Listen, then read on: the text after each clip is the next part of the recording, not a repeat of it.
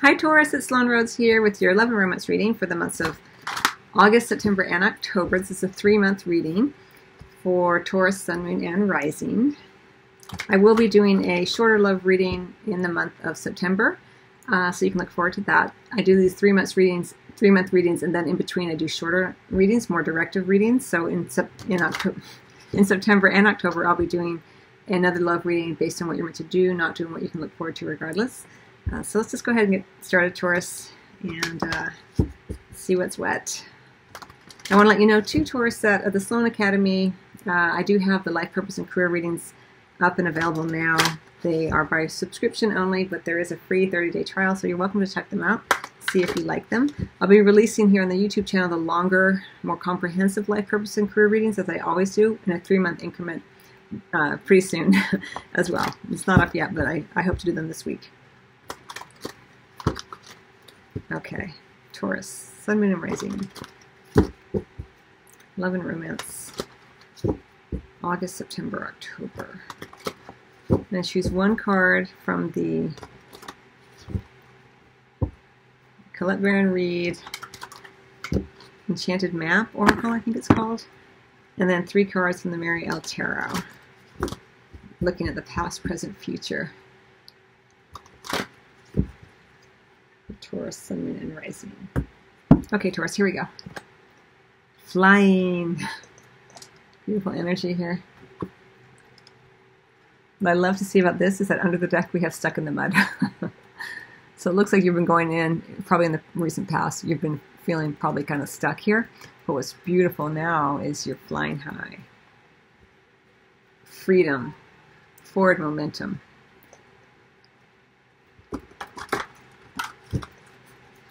You're lifting yourself out of the seeming labyrinth of where do I go next, and you're seeing things from a greater, more expansive perspective during the next 3 months, August, September, and October.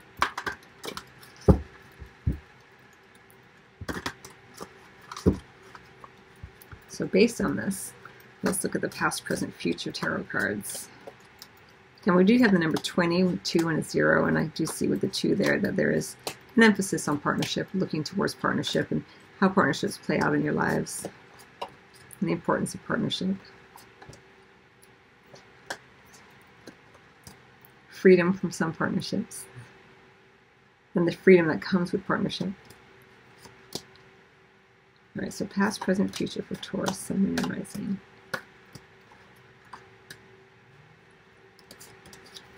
Okay, here we go, Taurus. So in the recent past, we have the Moon card in reverse. In the present moment, we have the 10 of Wands in reverse. And in the future position, as we go kind of into October here, we have the Chariot in reverse. We also have the 6 of Swords under the deck. Goes nicely with that stuck in the mud, like leaving troubled waters behind here. Moving forward, could be moving as well.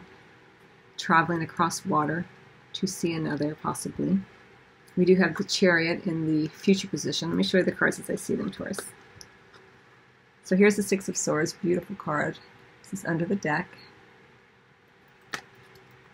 And then we have, in the past, we have the Moon card in reverse. All these cards are in reverse. So again, it goes with that stuck in the mud energy. But you are moving towards flying here. You're getting a grander perspective, which is really nice to see.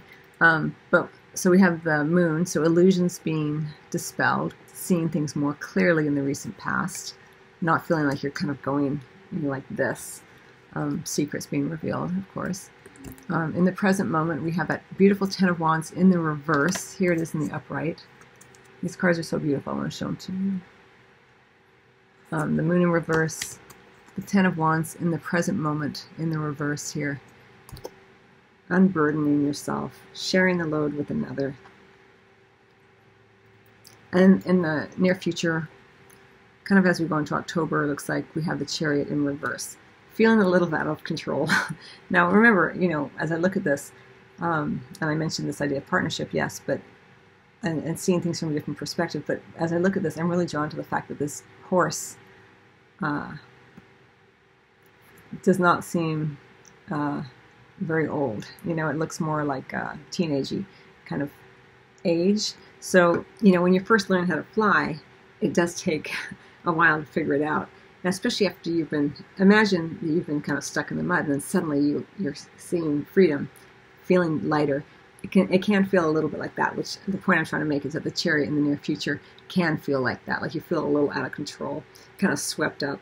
Sometimes things can get kind of out of hand quickly, so center yourself, ground yourself, Taurus, in the good work that you've been doing. Enjoy some freedom here, but, you know, ground yourself, take some breaths, and connect to the earth here. So again, we have the moon in reverse in the recent past. Secrets being revealed, illusions being dispelled, seeing things more clearly, rose-colored glasses coming off, having greater clarity. The present moment with this clarity comes an unburdening, the ability to share a load, to delegate to a partner, or to even have someone come in and help you. We do have this partnership idea with the number 2 here, the 20. It could be that there is actually someone who comes in to help share the load with you. And this reading is for partnered Taurus as well as Taurus individuals who are single.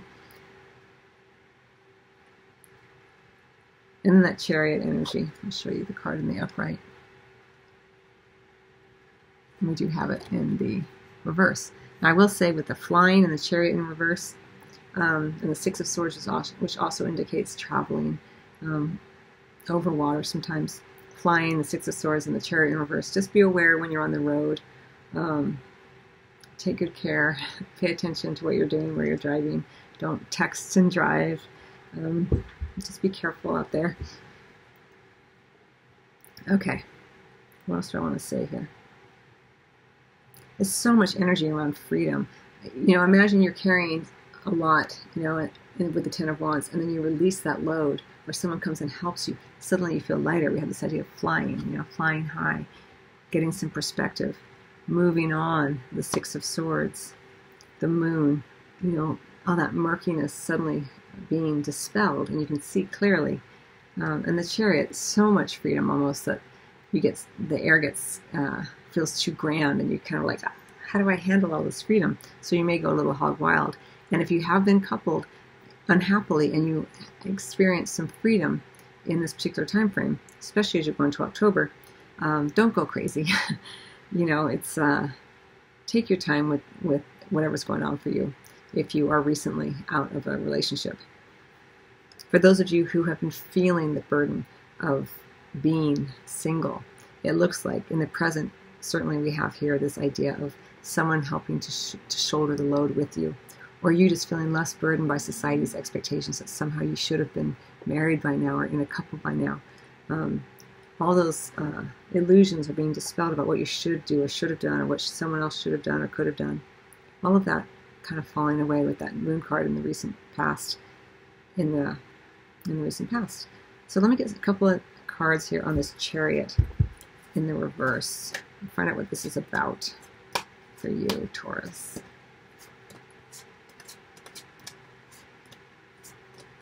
What is this chariot about in the reverse for Taurus?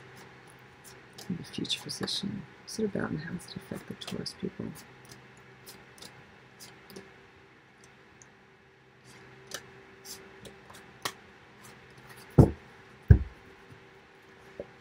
So it's about the 4 of Discs opening up, more of this opening energy here, and how it affects you as the 4 of Wands. Wow, all that 4 energy. You're trying to create something stable, but it's all in reverse, so it's not quite going to be solidified during this particular time period, but the desire is there, right? So we have the chariot in reverse. Why do you feel so out of control? Well, things have just opened up completely. Maybe you're feeling out of control because suddenly the person that you have had a crush on or your partner is opening up now. Access is available here. There's availability, there's desire to be open. It can feel, again, sort of out of control because suddenly it's so open. And how it affects you is the 4 of Wands, which is a beautiful card to have. It may be that you find love or reconnect with your partner through the planning of a trip possibly, or planning an adventure, planning to travel. The 4 of Wands, we do see this bonding and connection around the actual planning of an event, or how you're strategizing, how you're going to do something. And through that comes this sort of bonding. Now with the Ace of Wands here under the deck, just be aware of burnout, fatigue. Again, the Chariot can feel very out of control. You're kind of flying high. Sometimes that can be overwhelming, and your energy level can spike and drop. So just be conscious of that as you move forward throughout this time period, Taurus. But in general, a really nice reading for single and coupled Taurus people. Again, it's the Sun, Moon, and Rising, so check your Rising and Moon signs as well. And you may want to double check and just check your reading from last month just to see how it dovetails into this particular reading. Let me get another card for you, and then I'll close out your reading here, Taurus. I think I'm going to get it from what deck is this? The Earth Magic deck by Stephen Farmer.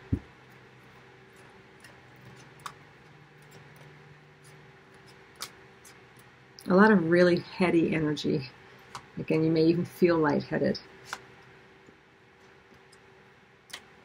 It's almost like you become oxygenated, and then you kind of feel lightheaded. It kind of feels like that.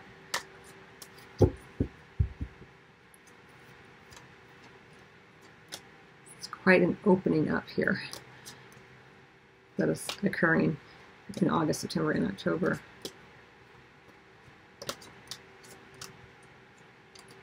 One more piece of advice here for Taurus.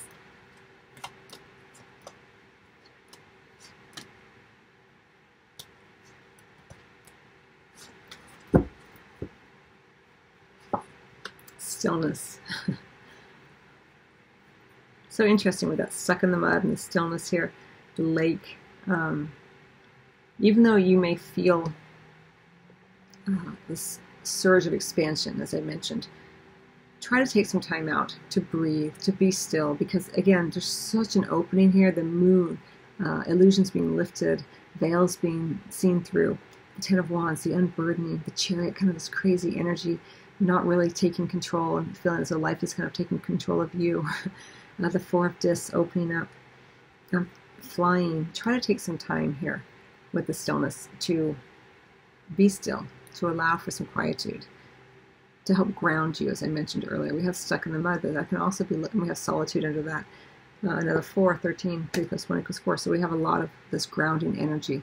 And the stuck in the mud can also be construed as taking your time as best you can. Ground yourself in the mud here.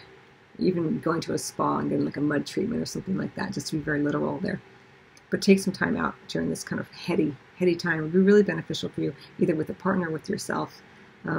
Throughout this time period. But right now, the present moment is focused more on the unburdening. And as we go into September and October, there'll be much more of that kind of rapid acceleration, but not really necessarily knowing where you're going, but knowing that things have opened up quite a bit, and you're just like you're overly excited, you know, like a puppy who's been in a pen, and then suddenly you open the door and the puppy's running all over the place. It kind of feels like that for me as we go into September and October here for you. So a lot of really heady energy, as I mentioned, but do your best to ground yourself and breathe when you experience this. So we also have breach under that, like you're breaching the surface. Again, this idea of the lower levels and going high here.